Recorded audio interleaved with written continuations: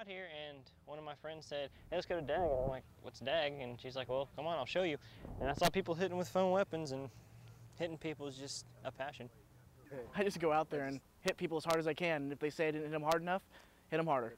You're stabbing people with long swords. This is kind of manly, except you're not trying to kill people. So this isn't that nerdy. It's really cool. Mostly it's just the whole, it's the thrill of victory, I guess. Okay, welcome back to Studio 122. I'm your host, Christopher Manguel, and we're here with Shaw Shunrock talking about the sport dagger hike. So tell us a little bit more about dagger here. Am I pronouncing it right? Yeah, there we go. Dagger here, excuse me. Yeah, dagger. I'm just trying to get familiar with the sport as well too. So. No, it's fine. But yeah, the game itself is what's called a live-action battle game instead of a LARP. Because this game doesn't enforce role play as heavily as other foam fighting games.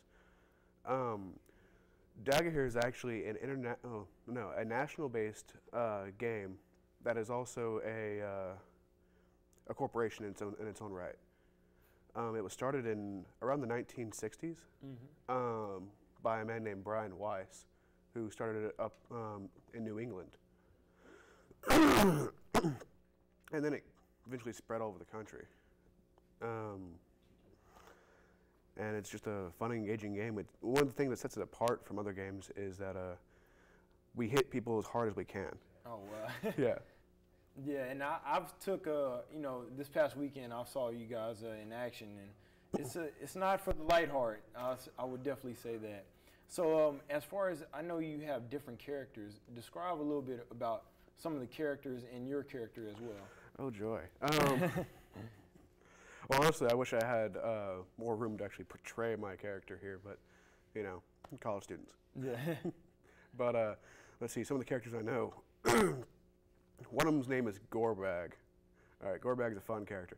He actually was the guy that started the practice. But Gorebag is a flesh golem, and this guy comes to these games like with painted stitches all over him and everything. Looks the part too, and doesn't say much besides Gorebag and hits people. And of course, the thing about him is that he feels no pain, and it's just whenever he gets hit, he acts like he just lost a limb and just falls down. Oh, okay. Yeah. It's really funny with that guy. Another one, actually, mine is Rourke McCullen. Oh, wow. I wanted to go for Scott. So I went for like a pseudo-history Scott, historical Scott. He is, well, Scott. That's about that.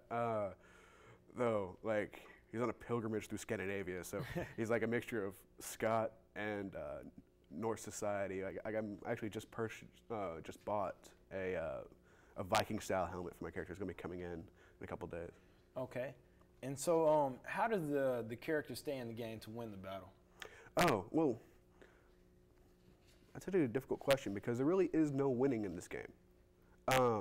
So is it kind of like more of like free-for-all or just... Well, you can have people set up these different types of games, like for instance, capture the flag or deathmatch or resource battle. There's tons of different games you can play, but in the end, like no one really keeps track of scores or kills or nothing like that.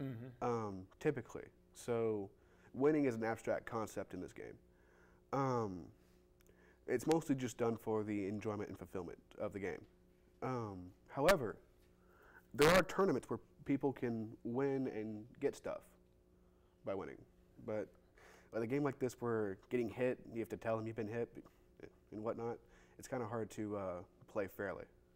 Okay, so is there any type of personal protection equipment that you use in the game? I don't use any. You don't? No. So not any like, do some characters or some people have shields while they have other weapons? Oh, that kind of stuff. Yeah, I use a shield, but as just actual like personal protection, stuff like that, people wear armor. Okay. Of course, the armor is done for game purposes, also makes you look nice. Exactly. So you get into full character instead of just going out there. Also, people can wear, like, as for stuff that's not part of the game, as in like the armor and stuff, people wear knee pads sometimes because you got to go down a knee, they go down pretty hard, they can shatter their knee. if they don't wear pads. And a lot of people wear cups. Yeah, because I know it's just basically, you can hit anywhere. Yeah, anywhere. Exactly. Well, except for the head or neck. And so, describe some of the weapons that are involved in the game. Let's see. The weapons are really interesting because we don't actually call a weapon a sword, or we do, but we do, like as far as the game mechanics go, we don't call it a sword or a club. We actually use a color coding system. Like, for instance, if you have a one-handed weapon that can stab, it's called a blue. Blue is one-handed slicing weapon, right? Okay. And then green is stabby, so it's a blue-green. A red is a two-handed weapon, and if it can stab, it's a red-green. And these are to categorize the different weapons that you have on the game. Yeah, they're typically categorized by the damage they do. Since we don't have a point-based system, we have a toughness system where you get hit, and if the hit registers to the person, then it does the appropriate damage the weapon does. Like an example is a blue-green hit to the shield, which is just a blue hit to the shield. Nothing happens to the shield. A red hit to the shield of appropriate, strength will crack the shield. Oh, okay. Yeah. So, name some of the people, and how many people do you have involved in the actual game? Here, like in Commerce, or Yeah, in Commerce. the largest crowd we drew was probably 25 people. Oh, okay. Yeah. This is relatively a new practice compared to all the other places around the nation. So we're trying to get it running, and so I can hit people. Oh, okay. Yeah. And then as far as like going to other places and having teams to battle against? Oh yeah, in Texas there's at least 7 different chapters. But of course Texas is so big it's hard to actually go meet them. But yeah, like my favorite chapters actually are in the South. One of my favorites is Fulton Fell. Oh God, I love those guys. They're awesome. They dress up in leather and chainmail, and they're really serious about what they do, and they're just like a big family almost. And so, where are some of the places y'all actually meet at to play the game? Well, of course, each chapter has its practices, and each practice has like a park typically that they go to, and then of course you have the events. The event sites typically don't change unless you get more people coming and it gets too crowded. So parks and campsites. Okay. And so, is there anything else you would like to share about the game? It's fun. Everyone should play it, and I mean everyone. Everyone. Everyone. And so, as far as, do you have any requirements as far as like athletic ability or how to be really successful? Do I look like I fit any athletic requirements? Hey, I seen you out there. You were taking people out. I don't know how you were doing it, but it was a one-man show out there. I will say this game has a learning curve.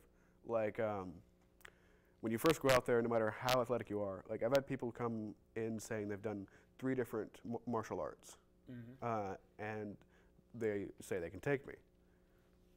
Okay, we usually go out there and I beat them in about 2 seconds flat because they don't understand the game. They understand the rules. I have to explain the rules. They don't understand how to make themselves work the way that they need to work in order to win. But yeah, it doesn't really. It just takes learning. You just got to learn what to do. As far as requirements, there are no real requirements for this game. You just got to bring yourself typically. But as the more you get invested in the game, the requirements actually scale up. Like you eventually will be needing to get weapons for yourself and clothes for yourself. Okay. Yeah, that's about it. All right, Shaw, thank you for coming on. No problem. And make sure you check out Shaw and then as far as the Dagger here game goes along. And thank you for tuning in to Studio 122.